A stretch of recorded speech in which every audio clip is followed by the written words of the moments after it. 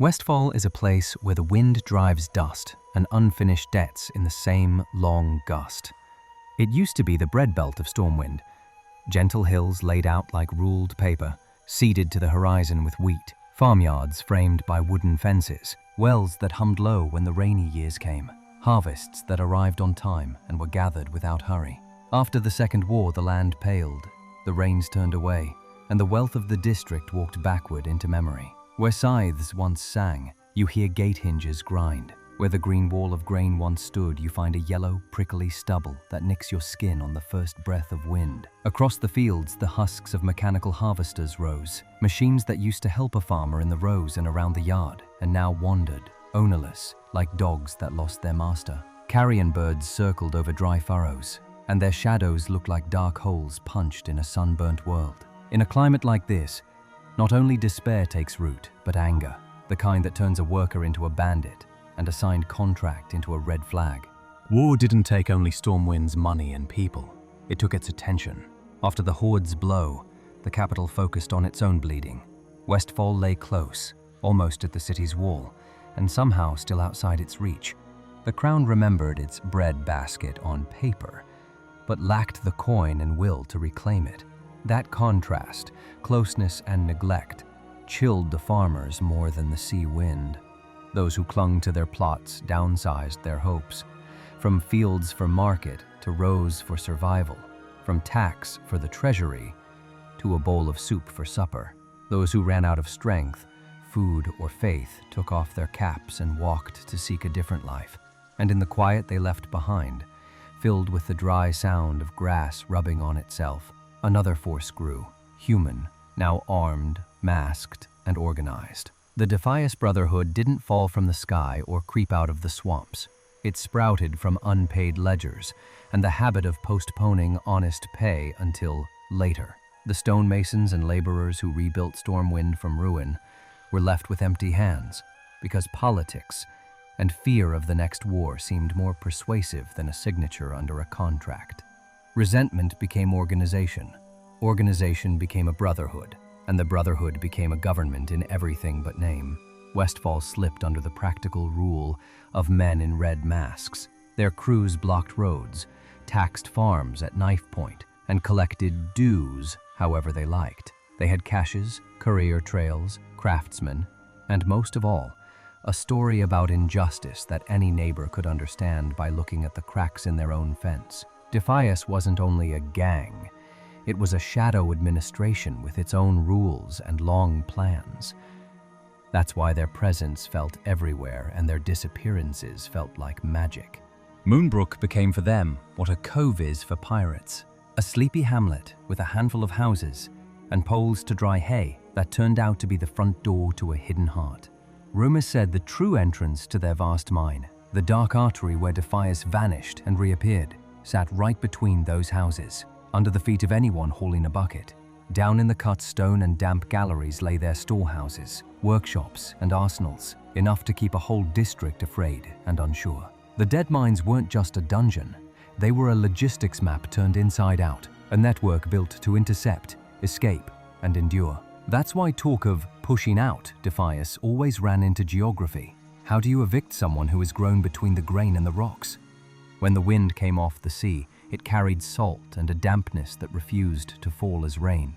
When it came from the interior, it dragged heat and dust that sat in lungs like warm ash. The constant gusts combed the brittle grasses until they sounded like whispers. While adults counted firewood, children learned to skirt the harvesters, the same mechanical watchers that had helped yesterday and now stood motionless in the middle of a field. On maps beside names like Saldine, Janssen, and Furlbrow, old, familiar farms, you started to see other labels creep in. Abandoned, burned, changed hands. The households that held on lived as if under a slow, permanent siege. Morning meant looking for tracks around the granary. Evening meant sweeping away your own footprints so no one read them as invitation. Riverpaw knolls unlatched gates in packs as if they knew the trick of the latch. Murlocs croaked their claim along the banks and hid in the mud little trophies they'd kill for. These small predators didn't build a story, but they wove themselves into others. They kept the edges frayed, the way dust keeps a room from ever feeling finished. The road that threads Westfall is more than a road. It is a biography. If you walk it from the border of Elwyn, you watch the green leak away. Full canopy trees space out into thin plantings. Boys in linen shirts vanish from the fields, leaving only shadows that run between fence posts. At some farm gates, a flag still hangs. A whole cloth says, "We are still here." A torn one says, "The wind took us." It's easy to dismiss this district as a low-level place of simple tasks and quick wins. From the inside, it is heavy as a debt that sits on your spine and will not climb down. Every stone in the path answers hollow, as if asking whether you'll give back what you took too long ago. Moonbrook, for all its smallness, lived a double life. By day, it was a provincial hush with a cobwebbed market and dusty windows. By night, it drew strings from every compass point, whispers, tread counting, little stitched signals on cuffs and collars that marked belonging. People knew how to tilt a lantern so the light would not spill into the street, and how to swallow a cough so it sounded like a floorboard. Some houses had marks along the beams that opened little niches for hiding notes or coins. Some cellars had turntable barrels, and behind them, the first steps down toward the mine. Down there, the air smelled of earth, rust, and plans. That's where decisions were born that would later be baptized in road dust without leaving a name.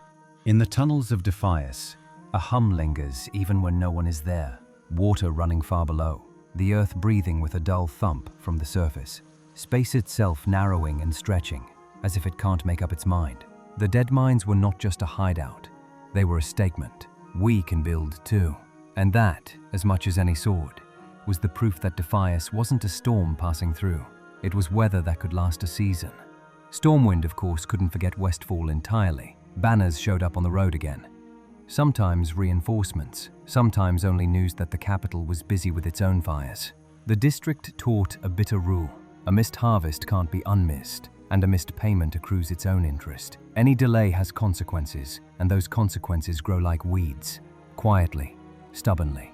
You can rebuild gates, set new watchtowers, but if the foundation lacks trust and strict justice, someone will come at night and take what they believe is due.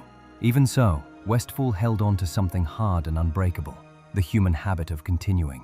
For whatever reason, under these winds, the word tomorrow sounds less like a wish and more like an agreement. People stood up and did what needed doing.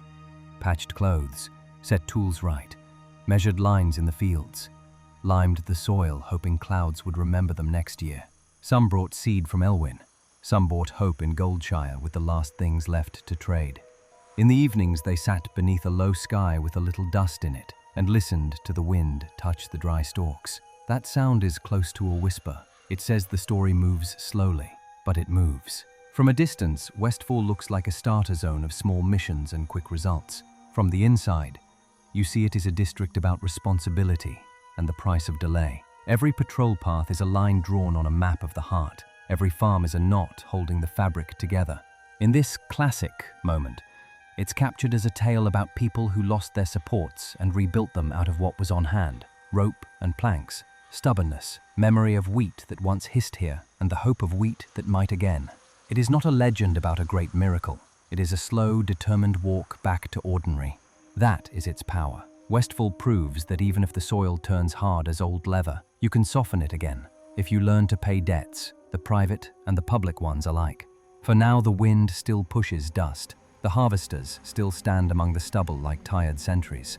Birds still draw their circles above the fences, and somewhere up on the hill, a pot of stew still bubbles, tasting like a day ahead with no ambush and no chase. Enough in this season to be called happiness.